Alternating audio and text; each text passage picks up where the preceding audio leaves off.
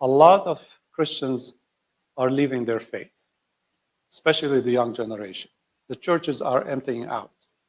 The Pew Research Center has shown that in the last 10 years, 28% of people have left the church and became atheists or agnostic.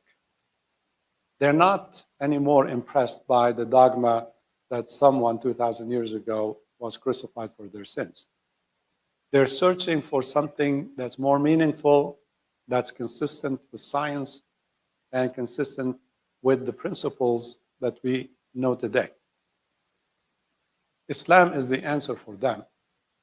And we are jumping on the opportunities that as these churches empty out, instead of spending larger amounts of money to build our masjids, we are buying these churches.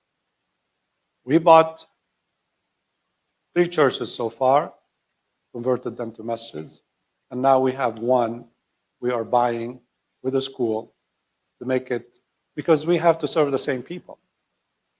The people who were part of that community, one day they will be Muslims. So we'll make it into a masjid and an Islamic school for our children and their children, inshallah. 100 years ago, they invaded the Muslim world and they built missionary schools and destroyed Islamic schools and masjids.